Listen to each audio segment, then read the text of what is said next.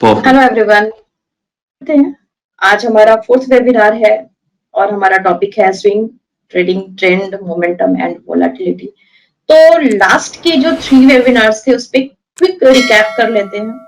और हमने जो अब तक कवर किया है बहुत ही सिंपल वे में आपको समझाना चाहती हूँ कि हमने सिर्फ ये समझने की कोशिश करी है कि स्विंग ट्रेडिंग क्या होती है। स्विंग ट्रेडिंग है जहां पे हम पोजिशनल ट्रेड लेते हैं, 1 दिन, 2 दिन, 4 दिन, 5 दिन, या हो सकता है कुछ वीक्स, कुछ मंथ्स तक हम पोजिशंस को होल्ड रख सकते हैं। इंट्राडे में भी स्विंग कर सकते हैं, बट अभी इस सेटअप में नहीं कर रहे हैं, हम पोजिशनल ट्रेड के ऊपर काम कर रहे हैं।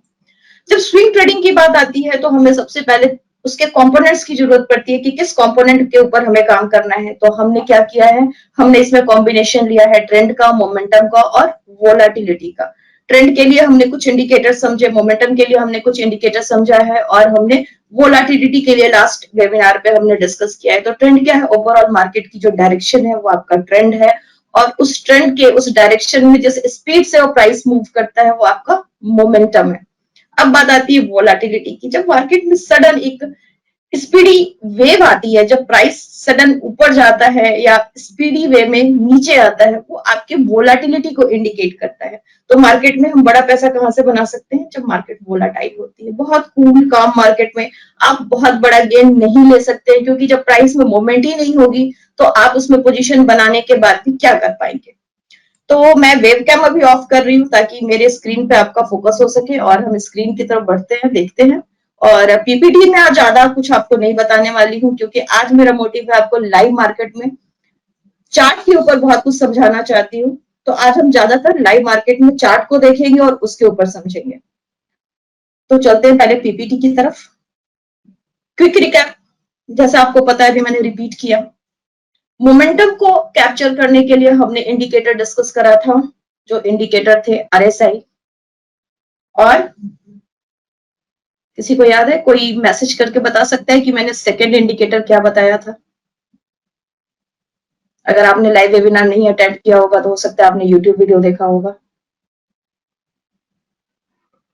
मैसेज कीजिएगा, मुझे पता चल जाएगा आपने अटेंड किया है या नहीं किया है। तो हमने कुछ इंडिकेटर्स डिस्कस करे थे और हमने वोलाटिलिटी के ऊपर बात करी थी, जिसमें हमने हिस्टोरिकल वोलाटिलिटी के ऊपर बात करी थी, हमने आईवी के ऊपर बात करी थी, इम्प्लाइड वोलाटिलिटी, और इंडिया विक्स के ऊपर बात करा था। साथ में हमने बॉलिंजर बैंड को समझा था कि किस तरीके से बॉलिंजर बैंड में प्राइस में ओवरबाउट और ओवरसोल्ड कंडीशंस बनती है, जिस कंडीशन के बेसिस पे हम ट्रेड में अपने एंट्री और एग्जिट को डिसाइड करते हैं।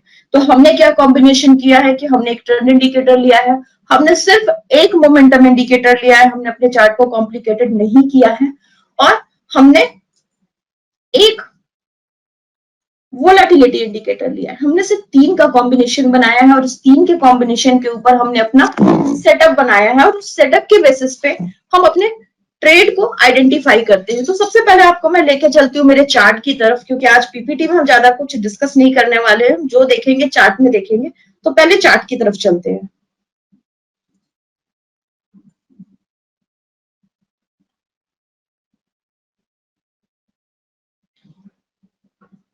तो ये अभी आपको मेरा स्क्रीन शो हो रहा है, विजिबल है। और आज मार्केट में अच्छी मूवमेंट रही है। काफी दिन से मार्केट नेगेटिव थी और मार्केट में आज एक पॉजिटिव रैली आई है, तो काफी अच्छा है मार्केट के लिए। निफ्टी ने, अगर आज हम निफ्टी को अगर देखें तो निफ्टी ने जो अपना आज का डे लो है, जो हम एक्सपेक्टेड हमारे लिए था भी कि 16,800 को ब्रेक नहीं करेगा, जो कि हमें ओपन इंटरेस्ट के थ्रू भी पता चल रहा था। तो ओपन इंटरेस्ट क्या है और हमने उसको कैसे आइडेंटिफाई किया था, कैसे पता चला था, वो भी मैं आपको चार्ट में दिखाने वाली हूँ। सारी चीजें दिखाऊंगी आज। तो निफ्टी ने आज का जो डे लो बनाया है वो 16,825 का डे लो है। मैं कैश मार्केट की बात कर रही हूँ, अभी डेरिवेटिव पे नहीं जा रही हूँ मैं। और उस लो के बाद निफ्टी ने एक रिकवरी का साइन दिया है। अगर हम 15 मिनट के इंट्राडे टाइम फ्रेम पे देखें तो भी एक अच्छी रैली हमें मिली है इंट्राडे ट्रेड करने के लिए। तो ये आपको मेरा सेटअप दिख रहा है। ये सेटअप में हम पहले देखेंगे डेली टाइम फ्रेम पे, उसके बाद आपको इंट्राडे के टाइम फ्रेम पे लेके जा रही हूँ। और यहाँ पे मैंने मेरा ऑप्शन का स्कैनर यूज किया हुआ है। अब आप यहाँ पे देखेंगे कि यहाँ पे निफ्टी ने यहाँ पे बॉटम बनाया था। ये प्राइस जो था, हम अभी डेली टाइम फ्रेम पे देख रहे हैं, तो एक लार्जर स्कैन के ऊपर हम काम कर रहे हैं। हमारा एक जो कैनवास है काफी बड़ा है, तो निफ्टी का ये बॉटम आउट यहाँ पे निफ्टी ने किया था, जहां पे 15,202 के प्राइस को टच करके वहां से पॉजिटिव रैली स्टार्ट हुई है। ओवरऑल ट्रेंड को इंडिकेट कर रहा है सेटअप में। आप देखोगे कि प्रॉपर ये जो लाइन आप देख रहे हो ये मेरी ट्रेंड लाइन है, जो कि इस जगह पे पॉजिटिव हुई थी, और नीचे जो मैंने यूज किया हुआ है ये मेरी मोमेंटम की लाइन है। तो जब मेरा ट्रेंड पॉजिटिव हुआ तो उस ट्रेंड के साथ मेरा मोमेंटम भी पॉजिटिव हो गया। यहाँ पे ओवर सोल्ड कंडीशन से आरएसआई ऊपर की तरफ राइज होना शुरू हुआ। यहाँ पे पोजीशन मेरी पॉजिटिव होनी शुरू हो गई, इंडिकेशन मेरे को मिल गया, और मेरे को ये मेरा ट्रेंड इंडिकेटर ने यहाँ पे कलर चेंज कर दिया। आप देखो जब ये डाउन ट्रेंड था तो ये रेड कलर में था, फिर इसने यहाँ पे कलर चेंज किया। साथ में ये जो बॉलिंजर बैंड लगा है जिसको मैं वोलाटिलिटी के लिए यूज कर रही हूँ, मैं मार्केट की वोलाटिलिटी को आइडेंटिफाई करने के लिए यूज करती हूँ। और लास्ट वेबिनार में मैंने डिस्कस भी आप सभी से किया था कि बॉलिंजर बैंड जो शेप बनाता है, जो स्क्वीज बनाता है, या जो पिंच काइंड ऑफ शेप होती है, जो आप शेप देख रहे हैं, जो पिंच टाइप की शेप बना रही है, ये मार्केट के हाई वोलाटिलिटी और लो वोलाटिलिटी को इंडिकेट करती है। तो यहाँ पे मेरे को एक इंडिकेशन मिल रही थी कि अभी जो प्राइस है बॉलिंजर बैंड के ओवर, ये बॉलिंजर बैंड का ओवरसोल्ड एरिया था, जहां पे प्राइस में जब फॉल आई थी तो मार्केट ने यहाँ पे बॉटम आउट किया था। यहाँ पे प्राइस बॉलिंजर बैंड के बाहर गया था, और बॉलिंजर बैंड की कंडीशन ये समझाती है कि जब भी प्राइस बॉलिंजर बैंड के बाहर होगा, जब भी प्राइस सेक्शन बॉलिंजर बैंड के बाहर होगा, तो क्या होगा, वो जंप करेगा, वो बॉलिंजर बैंड के अंदर आने की कोशिश करेगा। मतलब क्या है कि अगर फॉलिंग मार्केट है, फॉलिंग मार्केट में प्राइस बॉलिंजर बैंड की स्टैंडर्ड डेविएशन से बाहर आ रहा है, तो क्या होना है, एक जंप आएगा, प्राइस बाउंस करेगा, प्राइस बॉलिंजर बैंड के अंदर आएगा। ये इस बात की गारंटी नहीं लेता है कि मेरा ट्रेंड पॉजिटिव होगा, क्योंकि ट्रेंड इंडिकेटर अलग साइन दे रहा है, और मेरा मोमेंटम इंडिकेटर उस टाइम पे मेरा करंट मोमेंट क्या बता रहा है। करंट मोमेंटम ये होगा कि वहां पे ट्रेंड बेशक आपका नेगेटिव हो, लेकिन मोमेंटम पॉजिटिव होना शुरू हो जाएगा। क्यों? क्योंकि वहां पे एक बाउंस आना शुरू हो गया है। बाउंस आ रहा है, प्राइस बॉलिंजर बैंड के बाहर आया, बाउंस आना शुरू हुआ, मेरा मोमेंटम इंडिकेटर ने क्या सिग्नल दिया, ये ऊपर की तरफ बेंड होना शुरू हो गया। तो मेरे को एक सिग्नल जनरेट करके यहाँ पे ये दे रहा है कि अभी ट्रेंड बेशक अभी नेगेटिव है, लेकिन ट्रेंड पॉजिटिव हो सकता है, क्योंकि अभी करंट का जो मोमेंटम है वो मेरा पॉजिटिव होने लगा है। अब बॉलिंजर बैंड से ये पॉसिबिलिटी भी होती है कि मोमेंटम थोड़ी देर के लिए पॉजिटिव हो जाए और दोबारा से प्राइस में फॉल आ जाए, प्राइस बॉलिंजर बैंड के अंदर आ जाए, बाउंस कर जाए, बाउंस करने के बाद वो फर्दर डाउन आता चला जाए, with in Bollinger band price action होता रहे डाउन साइड की तरफ, ये पॉसिबिलिटी रहती है। तो हम क्या करेंगे, ये दो कंडीशंस के ऊपर ट्रेड इनिशिएट नहीं कर रहे हैं। मैं यहाँ पे जो मेरा मेजर इंडिकेटर है, these both are secondary indicators. First is what? Trend. तो मैं सबसे पहले किसको फॉलो कर रही हूँ, स्विंग में मैं क्या देखने जा रही हूँ, मैं ट्रेंड इंडिकेटर को फॉलो करने वाली हूँ। तो सबसे पहले मैं वेट कर रही हूँ, मैंने बाकी दो कंडीशंस मेरे पॉजिटिव हो चुके थे, प्राइस बॉलिंजर बैंड के यानी वोलाटिलिटी के लेवल से बाहर आकर के अब थोड़ा कम वोलाटाइल हो रहा था। दूसरा मेरा मोमेंटम इंडिकेटर ओवरसोल्ड कंडीशन से राइजिंग नोट पे आ चुका था। मतलब दोनों इंडिकेशन मेरे को एक पॉजिटिव नोट की तरफ इंडिकेट कर रहे थे, लेकिन मुझे यहाँ पे एक कंफर्मेशन चाहिए थी, और वो कंफर्मेशन जो थी वो मुझे मेरे ट्रेंड इंडिकेटर ने यहाँ पे दिया। ट्रेंड इंडिकेटर ने क्या सिग्नल दिया, ये पॉजिटिव होना शुरू हुआ। यानी कि ये वाली जो स्पेस थी यहाँ पे जाकर के मुझे एक सिग्नल, जहां पे आप मेरा कर्सर देख रहे हो, जहां पे ट्रेंड इंडिकेटर मेरा ग्रीन हो रहा है, यहाँ पे मेरे को सिग्नल मिलना शुरू हुआ कि अब यहाँ से निफ्टी रिकवर करेगी। यहाँ से पॉसिबिलिटी है कि अब ट्रेंड स्टार्ट हो सकता है। कितनी बड़ी रैली होगी वी डोंट नो, किसी को भी नहीं पता होता है कि टारगेट क्या होगा, और हमें टारगेट के ऊपर जाना भी नहीं चाहिए। Definitely there are resistance level, there are support levels. हमारे पास ओपन इंटरेस्ट है, ओपन इंटरेस्ट हमें बहुत अच्छा सपोर्ट और रेजिस्टेंस के बारे में बताता है। हमारे पास फिबोनाची लेवल्स होते हैं जिससे हम सपोर्ट और रेजिस्टेंस को समझ सकते हैं। लेकिन अगेन मैं हमेशा ये बोलूंगी, मैंने अपने ट्रेडिंग एक्सपीरियंस से एक चीज सीखी है कि हमें किसी भी स्टॉक के इंडेक्स के इमीडिएट टारगेट पे फोकस नहीं करना चाहिए। हमें करंट मोमेंट, करंट रैली को एंजॉय करना चाहिए। जब हम ट्रेड में पोजीशन बना लेते हैं, हम एंट्री कर लेते हैं, तो हमें सिर्फ एक टारगेट सेट करके नहीं छोड़ देना चाहिए। प्रोबेबिलिटी हो सकती है आपने एक टारगेट रखा है कि इस रेजिस्टेंस लेवल 1 तक जाएगा और वहां से ये डाउन आ सकता है, बट ये भी प्रोबेबिलिटी हो सकती है कि वहां पे वॉल्यूम अच्छा आ गया, मार्केट में एक अप ट्रेंड आ गई, हो सकता है कोई अच्छी पॉजिटिव न्यूज आ गई। जो भी फैक्टर्स हो जो मार्केट को ड्राइव कर सकते हो, उस पर्टिकुलर स्टॉक को या इंडेक्स को ड्राइव करने वाले फैक्टर्स हो, कोई भी फैक्टर हो, कोई फर्क नहीं पड़ता है। हो सकता है वो आपके R1 लेवल को भी क्रॉस करके R2 R3 लेवल को भी क्रॉस कर जाए और वो हाईली बुलिश हो जाए, वो एक ब्रेकआउट ट्रेड बन जाए। तो आप पहले से टारगेट मत डिसाइड करके बैठिए। इससे आपको एक फायदा ये होगा कि जो आपकी कंप्लेन्स होती है ना, ज्यादातर ट्रेडर्स की एक बहुत कॉमन कंप्लेन होती है कि मेरे स्टॉक ने तो बहुत अच्छा परफॉर्म किया, उसकी परफॉर्मेंस बहुत अच्छी थी, लेकिन मैंने अर्ली प्रॉफिट बुकिंग कर ली, मैं उस ट्रेड को राइड नहीं कर पाया। तो इसके कारण आप ये वाली जो आपकी एक छोटी सी मिस्टेक होती है ना कि आप ट्रेड को राइड नहीं कर पाते हैं, प्रॉपर राइड करेंगे। तो मैंने यहाँ पे ये हमारे लिए एंट्री पॉइंट हो गया। कब तक राइड करेंगे? जब तक मेरे को ये इंडिकेटर सिग्नल देता रहेगा, जब तक मुझे एग्जिट का साइन नहीं मिलता है, तब तक मैं उस ट्रेड को राइड कर सकती हूँ। चाहे आप ये कैश में काम करते हैं तो आप ये कैश में कर सकते हैं, अगर आप फ्यूचर में काम करते हैं आप डेफिनेटली फ्यूचर कॉन्ट्रैक्ट्स के ऊपर काम कर सकते हैं। एक्सपायरी के टाइम पे क्या हो सकता है? पोजीशन कैरी फॉरवर्ड की जा सकती है। अगर आप ऑप्शंस में काम करते हैं, यहाँ पे ये थोड़ा ट्रिकी होगा क्योंकि ऑप्शंस में ग्रीक्स आ जाते हैं, ग्रीक्स इन्वॉल्व होते हैं। तो आज के सेशन में मैं ग्रीक्स के टॉपिक को भी कवर करूंगी, तो एंड तक बने रहिए, आपको काफी कुछ सीखने को मिलेगा इस सेशन में। तो सबसे पहले मैं आपको दिखाती हूँ कि निफ्टी के इस मोमेंट के बाद कहां तक ये रैली रही है। 15,202 से इसने टॉप कहां पे बनाया? 18,123 का। इस टॉप के बाद यहां पे सिग्नल जनरेट होना शुरू हुआ है कि अब ये ट्रेंड मेरा प्रॉपर नेगेटिव हुआ है।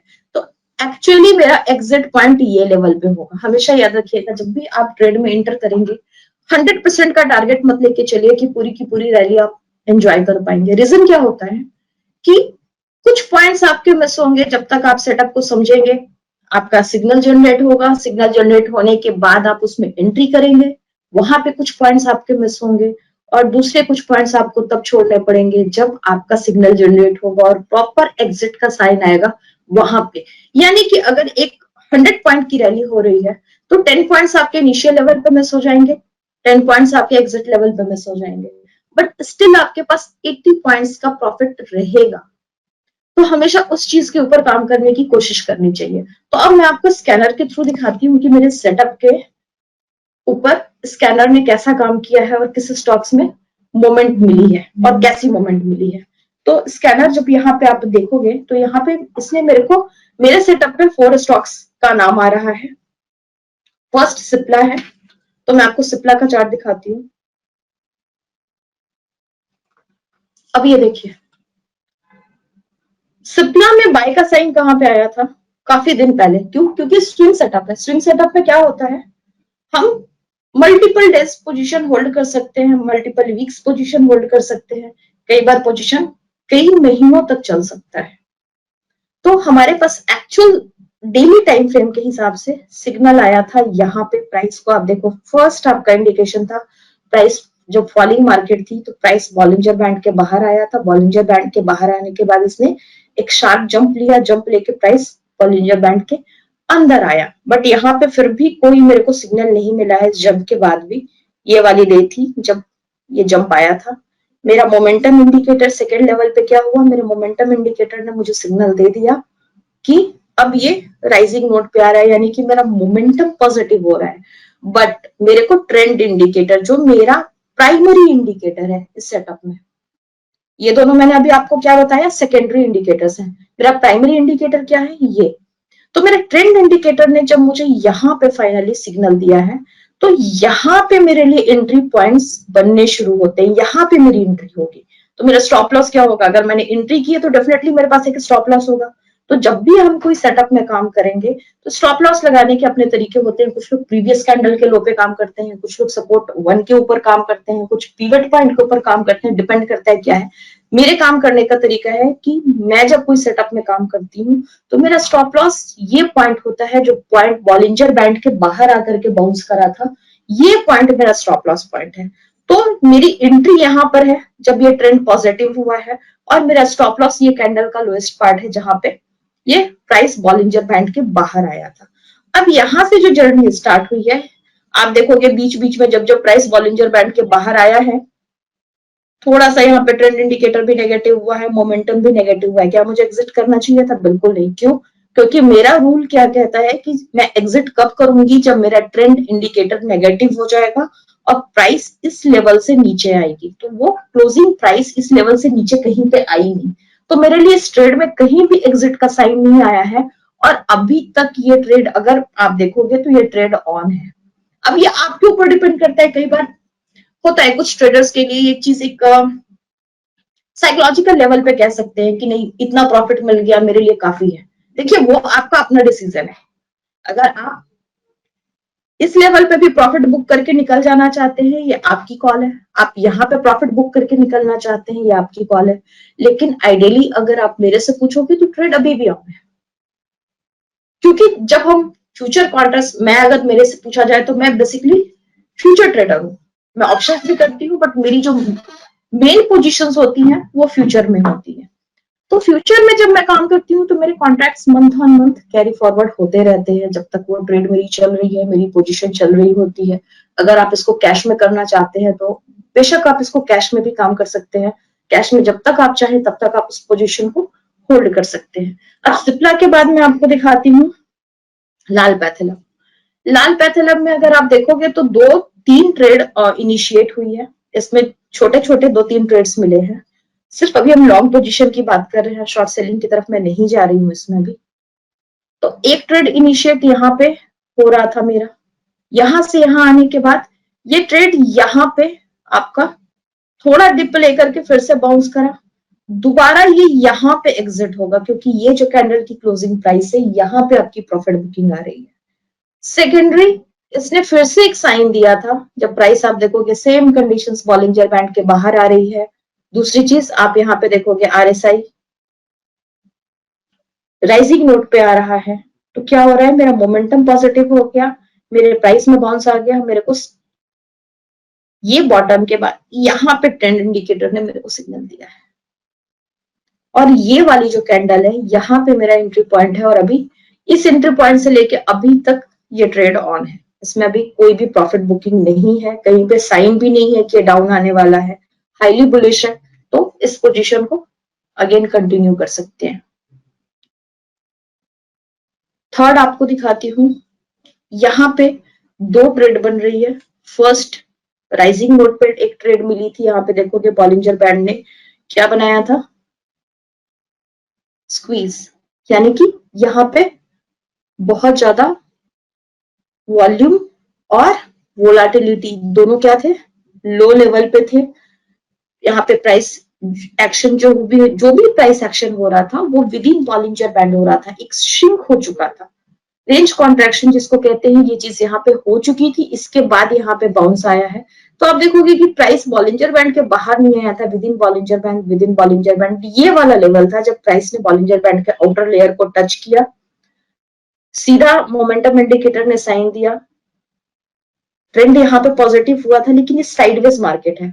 तो जब भी आप देखोगे कि बॉलिंजर बैंड में स्क्वीज फॉर्म हो रहा है वो एक साइडवेज मार्केट को इंडिकेट करती है। तो ना वो प्रॉपर फॉलिंग मार्केट है ना वो एक राइजिंग मार्केट है।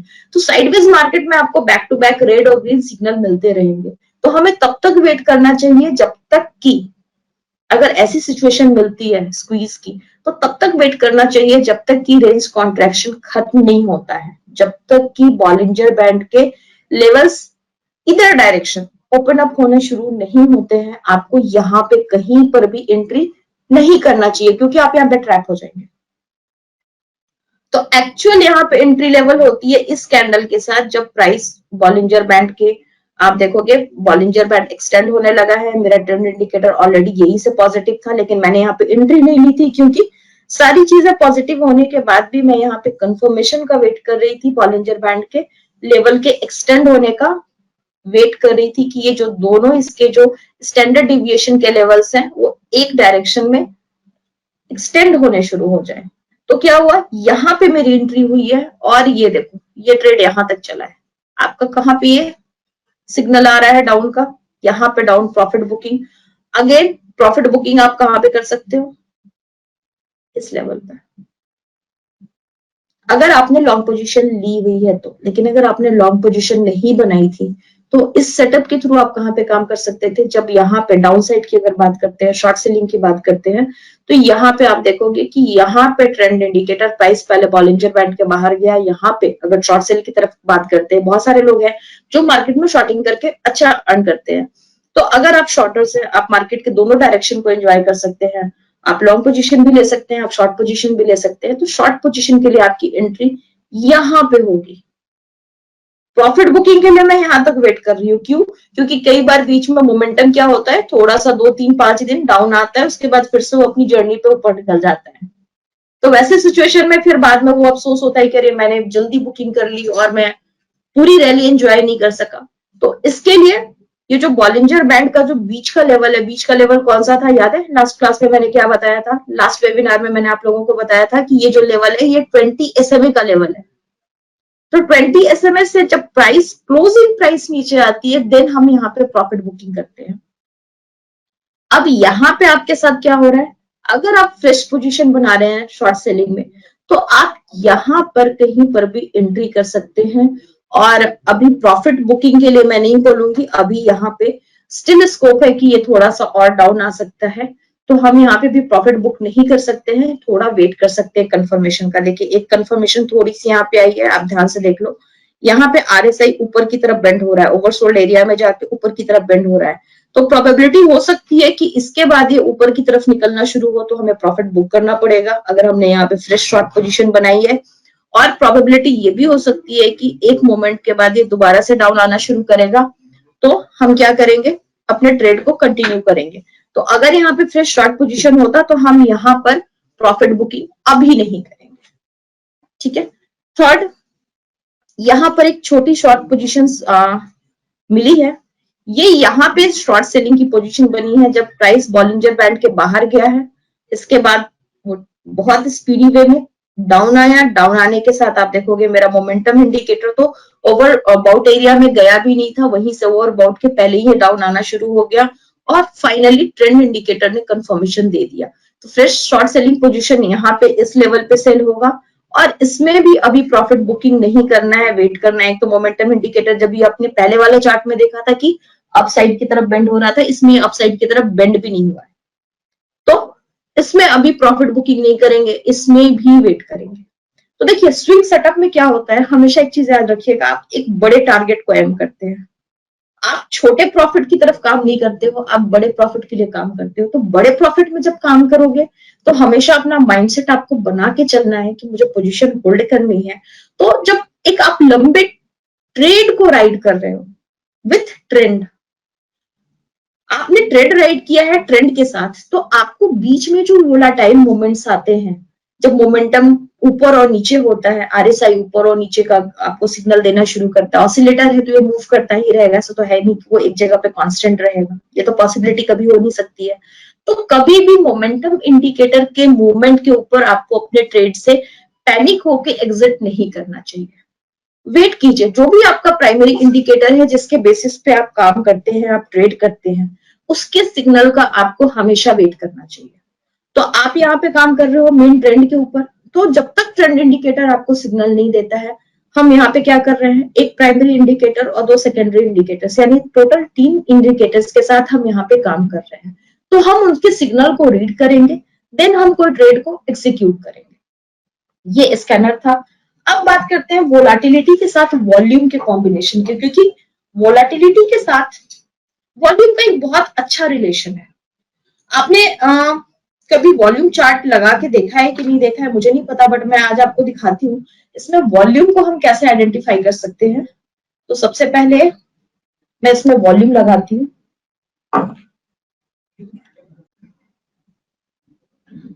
टाइम फ्रेम में इंट्राडे कर रही हूँ, 15 मिनट का टाइम फ्रेम सिलेक्ट करते हैं और इसके ऊपर अब वॉल्यूम लगाती हूँ मैं।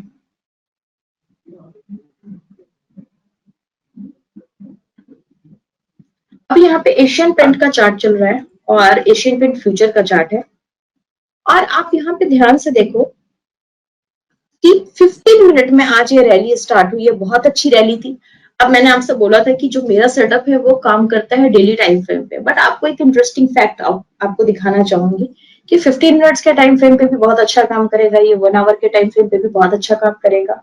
और मैं लोअर टाइम फ्रेम ज्यादा प्रेफर नहीं करती हूँ, मैं नहीं चाहती कि आप इसको 1 मिनट 2 मिनट्स, क्योंकि 1 मिनट्स और 3 मिनट्स और 5 मिनट्स में क्या होता है कि आपको मल्टीपल सिग्नल्स मिलने शुरू होते हैं, तो बाय नेचर ये काफी वोलाटाइल होते हैं। तो आपको मिनिमम टाइम फ्रेम, अगर अच्छे से आपको एक डिसीजन लेना है, एक ट्रेडिंग सेटअप के ऊपर काम करना है, तो इंट्राडे में आपका जो टाइम फ्रेम है वो मिनिमम 15 मिनट तो होना ही चाहिए। ये मेरा ट्रेडिंग स्टाइल है। तो मैं 15 मिनट से कम के टाइम फ्रेम पे कभी भी काम नहीं करती हूँ। हाँ, कई बार आप लोअर टाइम फ्रेम देख सकते हैं, चेक कर सकते हैं कि अभी क्या हो रहा है मार्केट में, क्योंकि जो भी हायर टाइम फ्रेम पे चीजें होंगी वो कहीं ना कहीं तो इनिशिएट आपके लोअर टाइम फ्रेम से ही होंगी। 1 मिनट का कैंडल आपको फिर बाद में 5 मिनट्स की मूवमेंट को कंफर्म करेगा, 5 मिनट्स की कैंडल 15 मिनट्स की कैंडल को कंफर्म करेगी, 15 मिनट्स की कैंडल 1 आवर की कैंडल को। तो इस तरीके से प्रोसेस चलता रहेगा। तो अभी आप देखो एशियन पेंट में एक अभी बहुत अच्छी मूवमेंट चल रही है और ये अपने R2 लेवल को क्रॉस कर रहा है 15 मिनट के टाइम फ्रेम पे। इसमें अगर आप सेटअप में देखोगे तो इसमें भी क्या हुई थी, सेम कंडीशन। प्राइस कहां से आया था, बॉलिंजर बैंड के बाहर। ये आज की मूवमेंट है, प्राइस बॉलिंजर, यहाँ पे क्या बना बॉलिंजर बैंड में, अगर आप ये प्रीवियस यहां से यहां तक देखोगे तो स्क्वीज फॉर्म हो रहा था, यानी रेंज कॉन्ट्रैक्शन था, मार्केट में वोलाटिलिटी नहीं थी, एशियन पेंट में कोई खास मूवमेंट नहीं था, एक कैंडल ग्रीन एक कैंडल रेड सा चल रहा था। आप ट्रेंड इंडिकेटर को भी देखोगे तो फ्लैट मूवमेंट दे रहा था, कोई डायरेक्शन नहीं थी इसमें। इसके बाद फर्दर क्या हुआ, ये डाउन आया, डाउन आके यहां से, तो मेरी एंट्री इस कैंडल पे नहीं हो सकती है, कुछ तो छोड़ना पड़ेगा। जब तक मेरे को प्रॉपर कंफर्मेशन नहीं होगी मैं इसमें ट्रेड नहीं कर सकती हूँ। तो मैं हमेशा किस चीज का वेट करूंगी, एक कंफर्म सिग्नल का। कभी भी इंपल्सिव ट्रेडिंग मत कीजिए। अगर आप मार्केट में अच्छे से अर्न करना चाहते हैं, अगर आप चाहते हैं कि आपका स्टॉप लॉस हिट ना हो, तो हमेशा प्रॉपर सिग्नल का वेट कीजिए। अब यहाँ पर बहुत सारे लोग कह सकते हैं कि जैसे ही प्राइस बॉलिंजर बैंड के बाहर आया, तो आपने बताया ही है कि प्राइस एक्शन होता ये है कि जैसे ही प्राइस बॉलिंजर बैंड के बाहर जाएगा वो अंदर बाउंस करेगा, तो हम यहीं पे क्यों ना ट्रेड ले लें, ये वाला प्रॉफिट क्यों छोड़े। नहीं, कोई गारंटी नहीं है ना, हो सकता है बाउंस करने के बाद ये फर्दर डाउन आता चला जाता, तो आप क्या करते हैं, आपका स्टॉप लॉस हिट हो जाता, फिर आप बोलते हैं मैडम ने सेटअप बताया था उसमें गड़बड़ हो गई है। हमेशा कंफर्मेशन, तो मेरा कंफर्मेशन किस कैंडल पे मिला, मुझे इतना छोड़ना पड़ा, यहां से यहां तक की मोमेंट मेरे को, मैं वॉच कर रही हूं तो भी मुझे छोड़नी पड़ेगी। क्यों, क्योंकि मुझे मेरा स्टॉप लॉस प्रोटेक्ट करना है, मुझे मार्केट को पैसा नहीं देना है, मुझे मार्केट से पैसा कमाना है। कोई भी आप, चाहे आप ट्रेडिंग करते हो चाहे आप इन्वेस्टमेंट करते हो, आप इस मार्केट में किस एम से आए हैं, क्या फाइनेंशियल गोल है आपका, क्या आपने अर्न करना है, ना कि स्टॉप लॉस हिट कराना है। तो यहाँ पे क्या होगा, यहाँ पे मेरी एंट्री होगी। मेरे दो सिग्नल पहले ही कंफर्म हो चुके थे। फर्स्ट सिग्नल मेरा कि प्राइस बॉलिंजर बैंड के बाहर जाना चाहिए, जा चुका था, बाउंस भी कर चुका था, मेरा मोमेंटम इंडिकेटर भी प्रॉपर सिग्नल दे चुका था। मैं किस सिग्नल का वेट कर रही थी, मेरे ट्रेंड इंडिकेटर के पॉजिटिव होने का, वो यहाँ पे हुआ है। इसके बाद ये रैली अभी तक चल रही है। अब जो मैंने आपको बोला था आज की सेशन की स्टार्टिंग में कि कभी भी प्री टारगेट डिफाइन मत कीजिए, वेट कीजिए, मार्केट खुद आपको उस डायरेक्शन तक लेके जाएगी जहां तक आपको जाना है। तो अगर आपने खुद से कोई टारगेट डिसाइड कर लिया होता तो आप तो यही कहते ना कि नहीं, ये पिवट पॉइंट से ज्यादा R1 तक जाएगा और मैं प्रॉफिट बुक कर लूंगा। तो हो सकता है कि आपने यहाँ पे एंट्री किया होता और जैसे ही प्राइस इस लेवल को टच कर रहा होता प्रॉफिट लेके निकल गए होते, और इसके बाद जब ये ऊपर गया होता तो आपको लगता अरे मैंने मौका तो हाथ से जाने दिया, मैंने कुछ मिस कर दिया, मैंने एक अच्छा प्रॉफिट मिस किया है। बट आप रिले करो कि आपकी एक्चुअल सेटअप में अभी की सिचुएशन क्या चल रही है, क्या इंडिकेटर्स आपको बोल रहे हैं कि आपको निकलना चाहिए। कहीं पर भी सिग्नल नहीं है फिलहाल। आप देखोगे कि बॉलिंजर का अपर लेयर धीरे धीरे ऊपर की तरफ एक्सटेंड हो रहा है, और किस किस डायरेक्शन की तरफ जा रहा है, R3 की तरफ जा रहा है। क्यों, स्पेस दे रहा है, यहाँ पे मोमेंट चल रही है। अब बात करते हैं वॉल्यूम की। जो इंडिकेटर मैंने यहाँ पे लगाया था, मार्केट की वोलाटिलिटी को जब मेजर करना है तो वॉल्यूम आपको बहुत ज्यादा हेल्प करेगा। आप वॉल्यूम इंडिकेटर लगाओगे तो आपको पता चलेगा कि ये वो प्राइस लेन रेंज था। इस लेन में आप देखोगे कि प्राइस में बहुत ज्यादा बाइंग और सेलिंग हुई थी। तो प्राइस अगर यहां से डाउन भी आता है तो सबसे पहले वो कहां पे आएगा, इस लेवल के पास उसको सपोर्ट मिलना शुरू हो जाएगा। आप देखोगे कि बीच में साइडवेज हुआ था, 1 2 3 4 5 15 मिनट्स की कैंडल्स थी जब ये साइडवेज था। लेकिन इस प्राइस पे ये वॉल्यूम यहाँ पे जो भी मैंने लगाया है, इस वॉल्यूम इंडिकेटर को आप देखो कि जहां पे सबसे ज्यादा वॉल्यूम शो कर रहा है, जहां पे बाइंग और सेलिंग हुई है, ये वो लेवल है जहां पे प्राइस को एक सपोर्ट मिला। यहाँ पे सबसे ज्यादा बाइंग सेलिंग थी। और अब जब ये R1 आप सॉरी R2 आपके सामने ब्रेक करके ऊपर जा रहा है, तो आप देखो किस टाइप की मूवमेंट हो रही है। अभी मेरा मोमेंटम इंडिकेटर क्या है, थोड़ा सा डाउन हो रहा है। क्यों, क्योंकि ओवरबाउट कंडीशन में जा चुका है।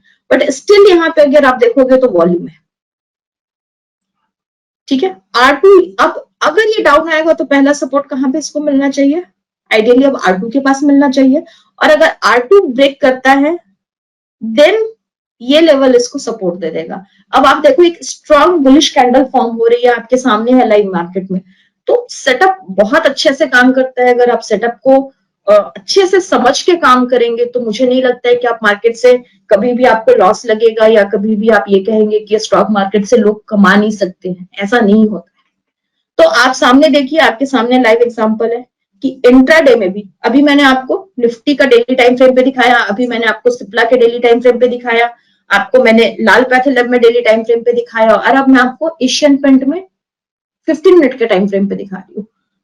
सेम सेटअप पे सेम मूवमेंट चल रही है। तो अगर आप इंट्राडे ट्रेड करना चाहते हैं तो भी आप कर सकते हैं, अगर आप पोजिशनल ट्रेड लेना चाहते हैं जो एक्चुअल स्विंग होता है तो वो तो आप कर ही सकते हैं। अब टिक क्वेरी के अलावा भी मैं आपको कुछ डिस्कस करना चाह रही थी। हमने वॉल्यूम डिस्कस किया, हमने वोलेटिलिटी डिस्कस किया। एक जो देखिए सबसे ज्यादा जो एक कॉमन कॉन्सेप्ट होता है मार्केट के लिए, जो मेरे पास ट्रेडर्स क्वेश्चन भी पूछते हैं, वो क्वेश्चन ये होता है कि हमें ऑप्शन में काम करना है, सबसे ज्यादा वोलेटिलिटी कहाँ पे मिलेगी, ऑप्शन के अंदर मिलती है। एक्चुअल डेरिवेटिव में ही वोलेटिलिटी होती है, अगर आप फ्यूचर में काम करें तो वहां भी आपको वोलेटिलिटी मिलेगी, और अगर आप ऑप्शंस में काम करना चाहते हैं तो हाईली वोलेटाइल होता है, जो हमने लास्ट सेशन में भी डिस्कस करा था कि जो आईवी होता है वो ऑप्शन के वोलेटिलिटी को डिफाइन करता है। तो अगर आप ऑप्शंस करना चाहते हैं तो क्या उसमें ये सेटअप काम करेगा कि नहीं करेगा, देखिए काम बिल्कुल करेगा। ये आपको एक डायरेक्शन दे देगा कि मार्केट अभी किधर जा रही है। अगर आप एशियन पेंट के ऑप्शन में काम करना चाहते हैं, ऑप्शन जो है वो आप निफ्टी और बैंक निफ्टी के ऑप्शंस में भी काम कर सकते हैं, इंडेक्स ऑप्शन में भी काम कर सकते हैं, और आप स्टॉक के ऑप्शंस में भी काम कर सकते हैं। तो अगर आप इसमें सी में काम करना चाहते हैं, अगर आज आप निफ्टी के सी में काम करना चाहते हैं, बैंक निफ्टी के कॉल में काम करना चाहते हैं, ऑप्शंस में काम करना चाहते हैं, तो उसके लिए आपको क्या करना पड़ता है। देखिए ऑप्शन दो तरीके से काम कर सकते हैं, मैं बहुत शॉर्ट में बता रही हूँ। आई नो आप में से अधिकतर लोग ऑप्शन में ट्रेडिंग करते हैं, इसलिए मैं बहुत डिटेल में नहीं जा रही हूँ, और जो नए हैं उनके लिए एक उनको थोड़ा नॉलेज मिल जाएगा। तो ऑप्शन ट्रेडिंग दो तरीके की होती है, एक ऑप्शन बाइंग और एक ऑप्शन सेलिंग। अगर मार्केट के लिए मेरा व्यू बुलिश है, अगर मुझे लगता है कि मेरा इंडेक्स निफ्टी ऊपर जाने वाली है, अभी 17,000 है, मेरा व्यू है कि 17,500 जाएगी, तो मैं क्या करूंगी, मैं कॉल बाय करूंगी, सी बाय करूंगी। लेकिन जो ऑप्शन सेलर है वो क्या करेगा, वो पी को सेल करेगा। सेम अगर मेरा व्यू यहां से बियरिश है तो मैं क्या करूंगी, मैं पुट ऑप्शन बाय करूंगी, और जो ऑप्शन सेलर है वो क्या करेंगे, वो कॉल ऑप्शन को सेल करेंगे। तो अभी हम आज की जो सेटअप में बात करने वाले हैं वो हम बाइंग यानी ऑप्शन बायर की तरफ से बात करने वाले हैं। ऑप्शन बाइंग अगर करना है तो कैसे करें, देखिए अगर आप ऑप्शन बाइंग करना चाहते हैं तो सबसे जरूरी चीज अगर मैं आपको बोलूं, अगर आप इस वोलाटिलिटी को इनकैश करना चाहते हैं, बड़ा प्रॉफिट लेना चाहते हैं, तो पहले ऑप्शन ग्रीक्स को समझिए और ओपन इंटरेस्ट को समझिए। जब तक आप ओपन इंटरेस्ट और ऑप्शन ग्रीक्स को नहीं समझेंगे, सिर्फ चार्ट के बेसिस पे आप ऑप्शन बाइंग नहीं कर सकते, क्योंकि अभी तो व्यू आपको मिल गया ना, व्यू तो आपको क्लियरली मिल गया, यहीं पे आपको सिग्नल मिल गया कि एशियन पेंट ऊपर जाने वाला है। अब आप इसमें एशियन पेंट का एक कॉल बाय कर सकते थे, लेकिन अब बात यह आती है कि कौन सा कॉल बाय करें। कई बार ऐसा होता है कि आपने निफ्टी या बैंक निफ्टी का एक कॉल बाय कर लिया, निफ्टी या बैंक निफ्टी ऊपर जा रही है, और ऊपर जाने के बाद भी आपकी कॉल का जो प्रीमियम है वैसा नहीं बढ़ रहा है, या कई बार बढ़ता ही नहीं है, थोड़ा बहुत चेंज आता है, बस कुछ खास नहीं होता है, और आप कहते हो कि निफ्टी ऊपर जा रही है लेकिन मेरे ऑप्शन का प्रीमियम नहीं बढ़ रहा है। वो क्यों होता है, क्योंकि उसमें आपको ग्रीक्स नहीं पता है। आपको जब तक आप उसके ग्रीक्स को नहीं समझेंगे आपको पता नहीं चलेगा। कई बार ऐसा होता है कि प्रीमियम आपने एक्सपेक्टेड टारगेट अपने लिए रखा था कि मैंने 100 रुपीज पे बाय किया है और ये 150 जाएगा, मैं 50 रुपीज का प्रॉफिट लेके निकल जाऊंगा, और आप 50 रुपीज का प्रॉफिट लेके निकल जाते हैं, बट एक्चुअली वो प्रॉफिट 50 रुपीज का नहीं होता है। आप अगर थोड़ी देर रुके होते तो अब वो प्रॉफिट आपका 200 प्लस होता। तो क्या ऐसे फैक्टर्स हैं जो ऑप्शन के प्रीमियम को बूस्ट करते हैं? वो सारी चीजें ग्रीक्स में होंगी। तो हम एक छोटा सा सेशन अभी रख लेते हैं ग्रीक्स के ऊपर, छोटी सी बातें हैं जो आपको समझा देती हूँ, उसके बाद हम चार्ट में फिर वापस आएंगे और देखेंगे कि किस तरीके से बैंक निफ्टी और निफ्टी के ऑप्शंस में हमारा ये सेटअप और स्पाइडर्स में कितना हेल्पफुल है, वो सारी चीजें अभी देखेंगे। तो वापस चलते हैं चार्ट पे, सॉरी पीपीटी के। तो व्हाट आर ऑप्शन ग्रीक्स? देखिए, ऑप्शन ग्रीक्स के 4 पार्ट होते हैं, एक 5वां पार्ट भी है, बट आज हम 4 मेन है जो जिसको डिस्कस करेंगे। Number 1 is delta. अब डेल्टा क्या होता है? जो आपके ऑप्शन के प्रीमियम में जो चेंजेस आ रहे हैं, हो सकता है आपने 100 रुपए का एक कॉल खरीदा और वो कॉल 150 रुपए गए, तो 150 रुपए क्यों गया? अगर बाकी सारे फैक्टर्स को हम कांस्टेंट मान लेते हैं, अभी हम गामा के बारे में नहीं बात करते, हम थीटा को नहीं देखते, वेगा को नहीं देखते, रो को नहीं देखते, किसी को नहीं देखते, सारे फैक्टर्स कांस्टेंट हैं, सिर्फ एक फैक्टर के ऊपर बात कर रहे हैं जो हमारा भी मेन फैक्टर है, डेल्टा। तो डेल्टा क्या होता है कि निफ्टी की या बैंक निफ्टी के या किसी भी ऑप्शंस के प्रीमियम में जो चेंज आएगा, वो चेंज क्यों आएगा, उस चेंज को जो रिप्रेजेंट करता है वो डेल्टा है। डेल्टा की जो वैल्यू होती है वो जो लॉन्ग साइड है उसके लिए, यानी लॉन्ग साइड यानी कॉल साइड के लिए क्या होती है? पॉजिटिव होती है, और जो पुट साइड होता है उसके लिए वो नेगेटिव होती है। हम सिर्फ ऑप्शन बाइंग की बात कर रहे हैं, यहाँ पे ऑप्शन सेलिंग इन्वॉल्व नहीं है। ऑप्शन सेलिंग के लिए हम फिर कभी बात करेंगे। तो जब हम बाइंग की बात कर रहे हैं और हमने देखा कि एक ऑप्शन का प्रीमियम 50 रुपीज है और उसकी डेल्टा वैल्यू 25 है, तो निफ्टी अगर 100 रुपीज मूव करेगा तो कितना प्रीमियम बढ़ना चाहिए? जो अभी का प्रीमियम है उसमें एडिशनल 25 ऐड हो जाएगा। और अगर वो माइनस है तो क्या इंडिकेट करता है? वो उतना माइनस होगा। जब भी आप डेल्टा के ऊपर काम करोगे, हमेशा एक चीज याद रखना, डेल्टा की एक्चुअल वैल्यू जो होती है वो 0 से लेकर के 1 के बीच में होती है, और एटीएम यानी एट द मनी कॉन्ट्रैक्ट के पास जो आपका स्ट्राइक प्राइस है, जिसको एटीएम बोलते हैं, वहां पे डेल्टा की वैल्यू 0.050 होती है, यानी 0.50 की वैल्यू वहां पे होती है डेल्टा की। यानी कि अगर फ्लक्चुएशन आएगी मार्केट में, अपसाइड की मूवमेंट शुरू होगी, तो क्या होगा? आपका जो प्रीमियम है वो पर 100 रुपीज के मूवमेंट, अगर निफ्टी 100 पॉइंट कवर करती है तो कितना बढ़ेगा? 50 सेम। जहां अगर आप 1 की बात करोगे तो जो इन द मनी कॉन्ट्रैक्ट है, जैसे जैसे प्राइस ऊपर की तरफ बढ़ता जाएगा, जैसे जैसे आप deep in the money contract में जाते जाएंगे, वैसे वैसे आपके जो डेल्टा की वैल्यू है वो हाई होती जाएगी। अगर वो एट द मनी पे 0.50 है तो वो जैसे जैसे ऊपर होगा वो 1 की तरफ बढ़ती जाएगी। तो क्या फायदा होगा? अगर आप उसमें ट्रेड करेंगे तो आपको कांस्टेंट प्रॉफिट होगा, बट हर चीज के 2 साइड होते हैं। क्विक प्रॉफिट वो देगा, बट वो बाय नेचर इतना वोलाटाइल होगा कि कई बार ट्रेडर उसकी वोलाटिलिटी को हैंडल नहीं कर पाते हैं। बहुत ज्यादा उसमें फ्लक्चुएशन होगी, कई बार आप उसमें ट्रेड डालने जाएंगे तो आप उसमें सही तरीके से ट्रेड नहीं कर पाएंगे, अगर आप बहुत एक्सपीरियंस ट्रेडर नहीं है तो। दूसरी चीज क्या होगी? अगर वो इंस्टेंट प्रॉफिट दे रहा है, इमीडिएट मूव कर रहा है, उसकी डेल्टा वैल्यू 1 है, यानी कि वो 1/1 का प्रॉफिट आपको दे रहा है, तो वहां पे क्या होने वाला है? उसका प्रीमियम कॉस्टली होगा। देखिए, अगर कोई चीज कॉस्टली है तो एक रीजन है कि वो कॉस्टली है, और एक चीज अगर चीप है या उसकी प्राइस कम है तो उसके पीछे एक रीजन है कि उसकी प्राइस कम है। आप ओटीएम पे जब आते हैं, out of the money contract, तो कई बार आप देखोगे कि जैसे जैसे स्ट्राइक प्राइस से दूर होता जाएगा, वैसे वैसे प्रीमियम की वैल्यू, जो डेल्टा वैल्यू कम होती जाएगी, वो 0 की तरफ बढ़नी शुरू होगी, उसका प्राइस भी बहुत कम होगा। डेल्टा वैल्यू कम है तो प्राइस डेफिनेटली प्रीमियम का कम होना है। वहां पे आपको एक बेनिफिट लगता है कि अरे ये तो बहुत सस्ता मिल रहा है मेरे को, मैं ये उठा लेता हूँ, ये लॉट तो मेरे को 17 रुपए का मिल रहा है, या 15 रुपए का मिल रहा है, 20 रुपए का मिल रहा है।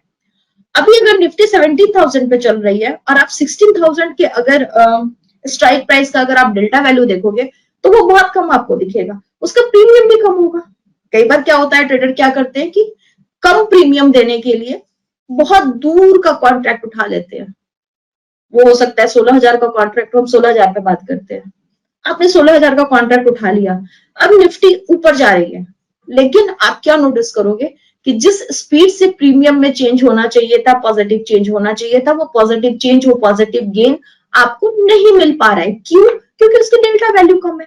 तो डेल्टा वैल्यू वो फैक्टर है जो अंडरलाइंग एसेट के प्राइस में जो भी चेंज होता है उसको डिफाइन करता है। तो किस डेल्टा वैल्यू पे काम करना चाहिए, अगर आप मेरी ओपिनियन पूछोगे तो मैं हमेशा एट द मनी कॉन्ट्रैक्ट पे काम करना पसंद करती हूँ, जिसकी वैल्यू ऑलमोस्ट मतलब 0.50 होती है, सम टाइम आपको 0.49 भी मिलेगी, सम टाइम आपको 0.48 भी मिलेगी, बट हम मोटा मोटा लेकर के चलते हैं कि 0.50 के ऊपर काम करना मैं पसंद करती हूँ, क्योंकि मॉडरेट होता है, वो इतना वोलेटाइल भी नहीं होता है कि मैं उसको हैंडल ना कर सकूं, और वो इतना स्लो भी नहीं होता है कि मार्केट की मूवमेंट तो मिल गई लेकिन उसके प्रीमियम में जो गेन आना चाहिए, जो मेरा प्रॉफिट आना चाहिए, वो मुझे मिल ही नहीं रहा है।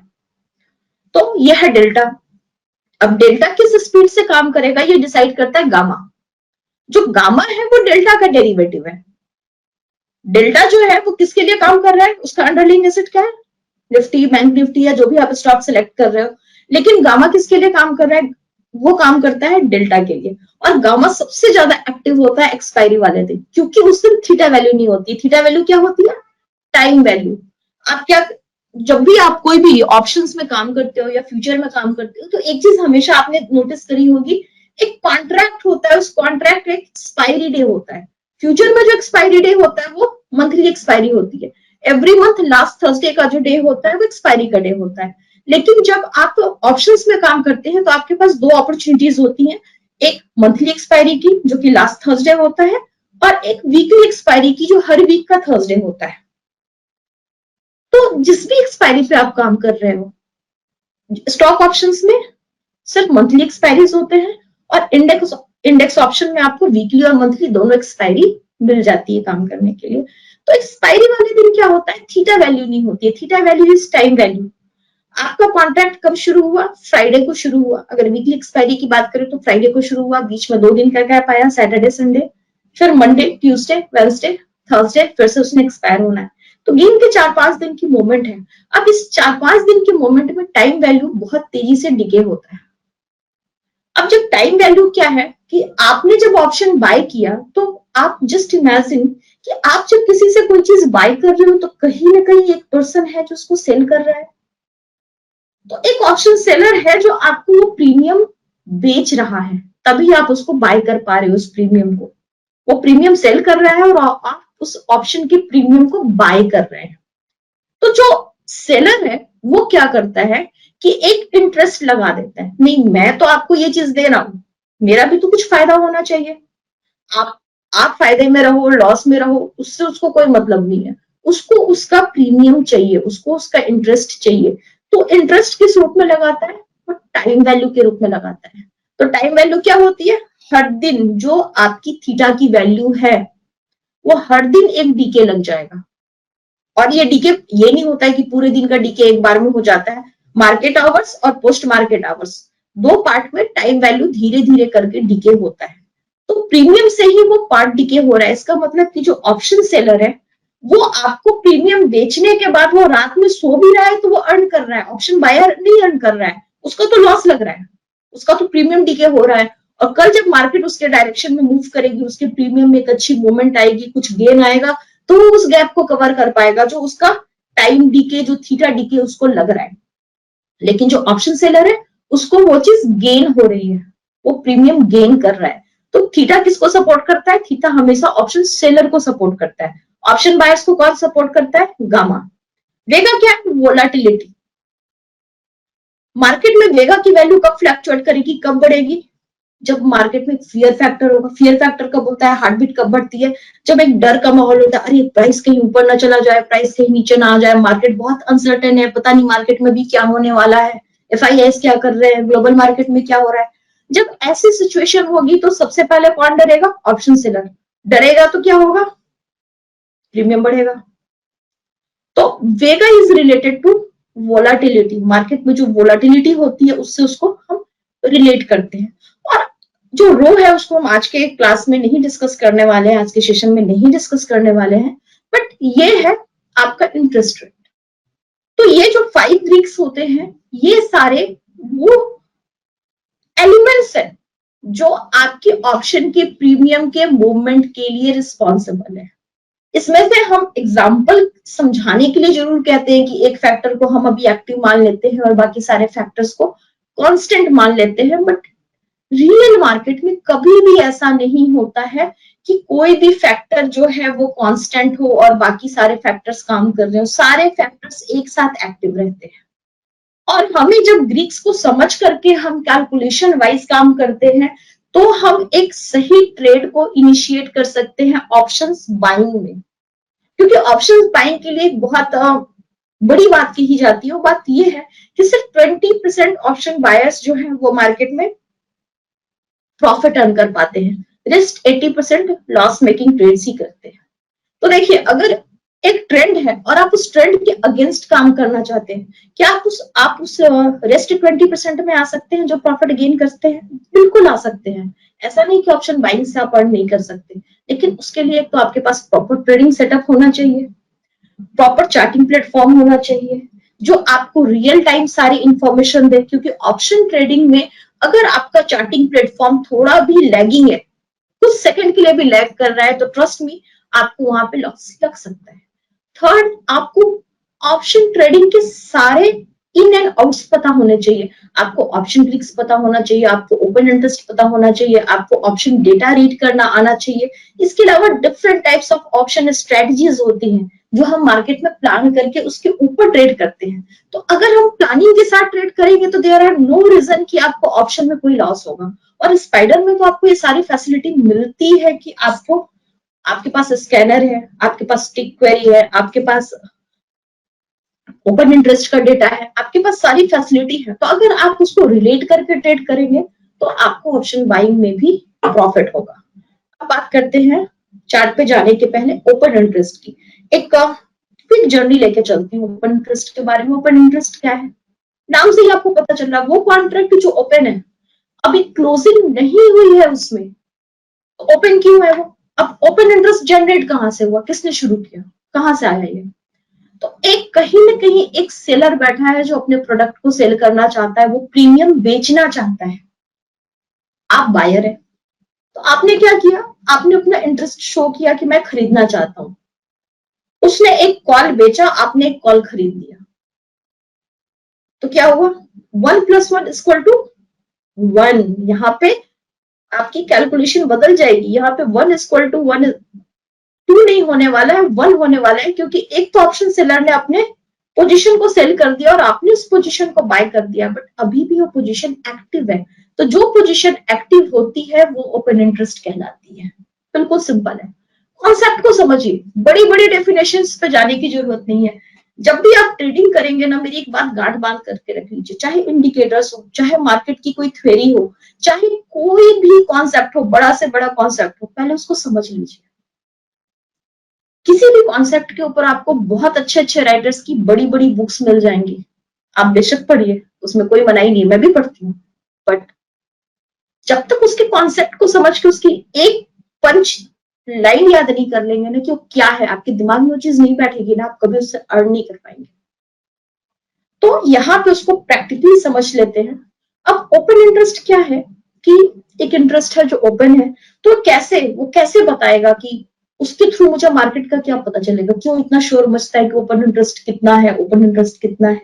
तो देखिए, सिंपल सी चीज है, प्राइस और ओपन इंटरेस्ट में एक रिलेशनशिप है, ओपन इंटरेस्ट और वॉल्यूम में एक रिलेशनशिप है। अगर हम इसको समझ जाए, इनके रिलेशन को समझ जाए, तो हमारे लिए मार्केट के डायरेक्शन को समझना आसान हो जाता है। अगर ओपन इंटरेस्ट बढ़ रहा है और साथ में प्राइस भी बढ़ रहा है, चाहे वो इंडेक्स का प्राइस हो, चाहे वो किसी भी स्टॉक का प्राइस हो, if open interest is increasing and price is also increasing, means market में एक बुलिश ट्रेंड आने वाला है।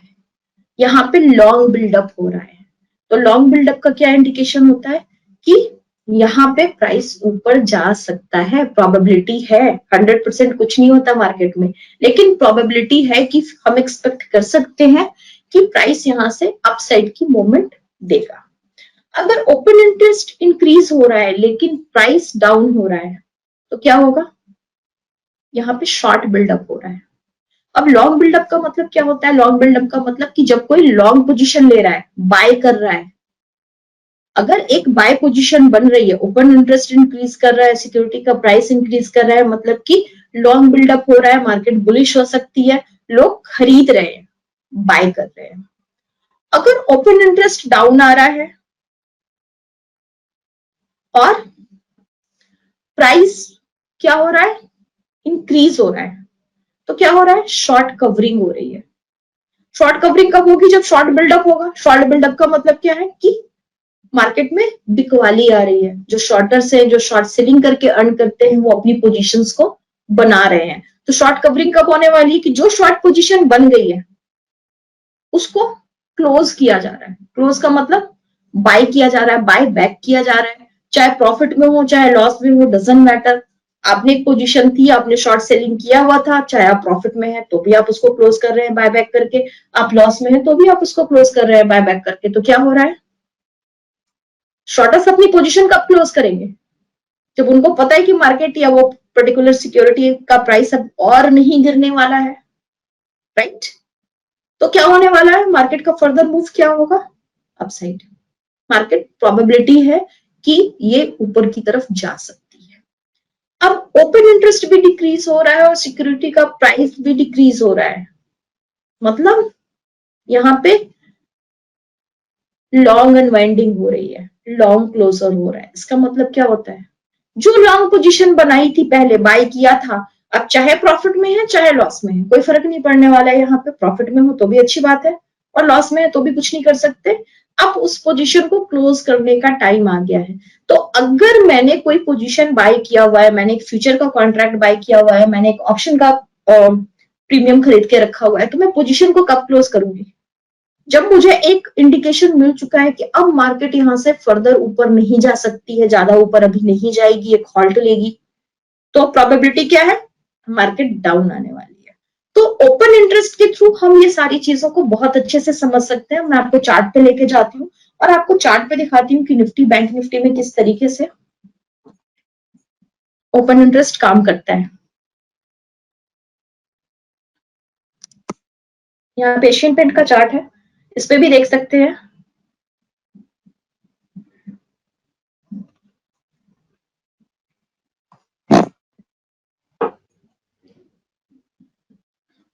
ये देखिए, यहाँ पे मुझे सारी चीजें दिख रही हैं कि ये एक्सपायरी डेट है, ये किस तरीके का कॉन्ट्रैक्ट है, कॉल है, पुट है, स्ट्राइक प्राइस क्या है, करंट वैल्यू क्या है, उसमें कितने चेंजेस आए हैं, क्वांटिटी। ये क्या दिख रहा है? ओपन इंटरेस्ट, जिसकी अभी हम बात कर रहे थे। ओपन इंटरेस्ट क्या है? ओपन इंटरेस्ट और साथ में आप ये देखिए परसेंटेज, इम्प्लाइड वोलेटिलिटी, आईवी, जिसकी हमने लास्ट वेबिनार में बात करी थी, डेल्टा, गामा, रो, थीटा, ये सारी चीजें आपको यहाँ पे दिख जाएंगी। तो जब आप सेटअप पे काम करना चाहते हैं, अगर आप किसी भी स्क्रिप्ट पे आपको चार्ट ने सिग्नल दे दिया कि यहाँ से एक लॉन्ग पोजीशन ली जा सकती है या यहाँ से शॉर्ट सेलिंग की जा सकती है, लेकिन आप फ्यूचर बाय करने की जगह या फ्यूचर सेल करने की जगह आप उसके ऑप्शंस में काम करना चाहते हैं, तो सबसे पहले आपको क्या करना चाहिए? उसकी डेल्टा वैल्यू को देखना चाहिए, उसके ओपन इंटरेस्ट को देखना चाहिए, उसकी थीटा वैल्यू डेफिनेटली नेगेटिव ही होगी, क्योंकि थीटा वैल्यू किसको सपोर्ट करती है? सेलर्स को। और आप यहाँ पे बाइंग कर रहे हैं, तो मेनली आप दो चीज अगर देख लेते हैं, एक डेल्टा वैल्यू, एक गामा, दूसरा आईवी, और फिर आपने देखना है ओपन इंटरेस्ट, किस स्ट्राइक प्राइस के पास कितना ओपन इंटरेस्ट बन रहा है। इसके बेसिस पे आपको डिसाइड करना चाहिए कि आपको उस अंडरलाइंग एसेट का प्रीमियम बाय करना है या नहीं करना है। अगर आप बाय कर रहे हो तो एक चीज हमेशा ध्यान रखना, एट द मनी कॉन्ट्रैक्ट पे काम करने की कोशिश करनी चाहिए। करंट एक्सपायरी अगर अगर अभी आपकी एक्सपायरी दूर है, अगर जैसे अभी आज की अगर आप बात करोगे तो 29 की एक्सपायरी है, आज 28 है, तो हम किस एक्सपायरी में काम करेंगे? डेफिनेटली आज वाले में नहीं करेंगे। किस में काम करेंगे? अगली एक्सपायरी में करेंगे। आज वाले में क्यों नहीं करेंगे? क्योंकि उसके पास थीटा वैल्यू नहीं है। अगर थीटा वैल्यू नहीं है तो उसका प्रीमियम बहुत तेजी से डीके होता चला जाएगा। अगर मार्केट आपके डायरेक्शन में मूव भी कर रही है, अगर आपने कॉल लिया है और ऊपर जा रही है या पुट लिया है नीचे आ रही है, तो भी ट्रस्ट में उसमें इतनी तेजी से डीके होगा कि प्रॉफिट बनाना आपके लिए थोड़ा मुश्किल हो जाएगा। तो हम अपने आप को सेफेस्ट वे में प्लानिंग करते हुए क्या करेंगे? हमेशा नेक्स्ट एक्सपायरी के ऊपर काम करना है जब भी एक्सपायरी एकदम नजदीक आ जाए। और अभी जब करंट मंथ स्टार्ट हो जाए तो आप करंट एक्सपायरी पे काम कर सकते हैं। बैंक निफ्टी निफ्टी में आप वीकली एक्सपायरी को चूज कर सकते हैं। कोई भी एक्सपायरी चूज कीजिए, कोशिश कीजिए एट द मनी पे काम करने की। प्रीमियम ज्यादा लगेगा थोड़ा एट द मनी पे, आउट ऑफ द मनी पे प्रीमियम आपको बहुत कम देना पड़ता है, बट उसमें आपको प्रॉफिट नहीं मिलेगा। इसमें आपको एक क्विक और एक अच्छा प्रॉफिट आप ले सकते हो और उसको उसकी वोलाटिलिटी को हैंडल कर सकते हो। तो एट द मनी पे काम करना है। दूसरा उसका ओपन इंटरेस्ट देखना है कि ओपन इंटरेस्ट में भी क्या हो रहा है, लॉन्ग बिल्डअप हो रहा है, शॉर्ट कवरिंग हो रही है, शॉर्ट बिल्डअप हो रहा है या फिर लॉन्ग अनवाइंडिंग हो रही है। ये चार कंडीशंस को भी आपको ध्यान में रखना है। एक इंपॉर्टेंट फैक्टर आपको और देखना है कि अभी वॉल्यूम किस लेवल पे है। वॉल्यूम के लेवल पर भी आपको एक बार ध्यान देना है। दे करके इसके बाद आप उसमें पोजीशंस ले सकते हैं। एक बार आपको निफ्टी के चार्ट पे भी लेके जाती हूँ मैं।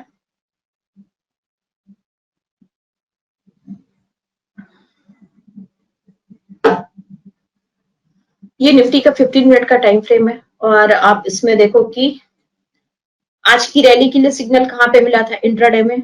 ये वाले सिग्नल पे नहीं काम करेंगे। अब आप बोलोगे मैडम ये तो कुछ मिस हो रहा है। यस, यहाँ पे मिस हो रहा है, लेकिन हमेशा ट्रेडिंग डिसिप्लिन फॉलो करना बहुत जरूरी है। तो मेरे सेटअप के हिसाब से मुझे निफ्टी में सिग्नल यहाँ पे मिला है। ठीक है, यहाँ से प्राइस बॉलिंजर के बाहर ऊपर भी गया, लेकिन मेरे ट्रेंड इंडिकेटर ने मुझे सिग्नल नहीं दिया था, तो मैं वेट करूंगी। मैं यहाँ पे यहाँ से यहाँ की रैली जो है ये मेरे लिए है, तो मैं किस स्ट्राइक प्राइस को चूज करूं? उसके लिए फिर हम क्या देखेंगे?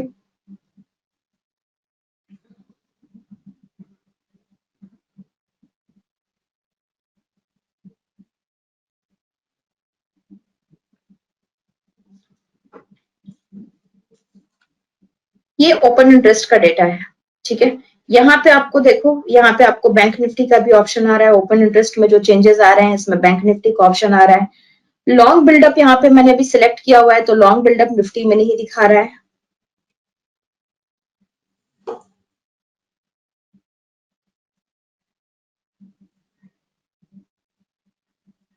निफ्टी में अभी ओपन इंटरेस्ट में अगर मैंने क्लिक किया तो आप देखो यहाँ पे क्या मेरे को शो कर रहा है। यहाँ पे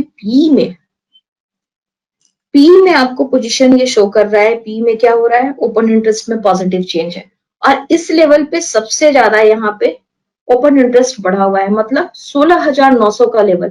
अगर यहाँ पे ओपन इंटरेस्ट बढ़ा हुआ है पी में, तो मैं क्या मान के चलूंगी कि यहाँ पे ऑप्शन सेलर्स ज्यादा एक्टिव है, मतलब 16,900 का जो लेवल है अभी निफ्टी के लिए एक स्ट्रॉन्ग सपोर्ट का काम करेगा। ओपन इंटरेस्ट से हम सपोर्ट और रेजिस्टेंस को भी देख सकते हैं, जहां पे अगर आप देखोगे कि जहां पे पुट राइटिंग हुई पड़ी है, वो लेवल आपके लिए क्या करेगा? सपोर्ट का काम करेगा। जहां पे मैक्सिमम पुट राइटिंग है वो आपके लिए एक स्ट्रॉन्ग सपोर्ट लेवल होगा, और जहां पे मैक्सिमम कॉल राइटिंग है वो लेवल आपके लिए स्ट्रॉन्ग रेजिस्टेंस का काम कर सकता है।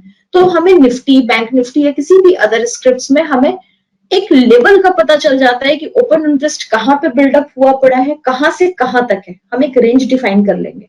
तो जहां पे कॉल राइटिंग ज्यादा है और जहां पे पुट राइटिंग ज्यादा है वो मेरा रेंज है। बिटवीन रेंज मुझे अपना काम करना है, और उसमें भी मैं प्रेफर किस स्ट्राइक प्राइस को करूंगी? जो मेरा एट द मनी कॉन्ट्रैक्ट है, क्योंकि वहां पे मेरे को प्रॉफिट करने की प्रोबेबिलिटी काफी ज्यादा है।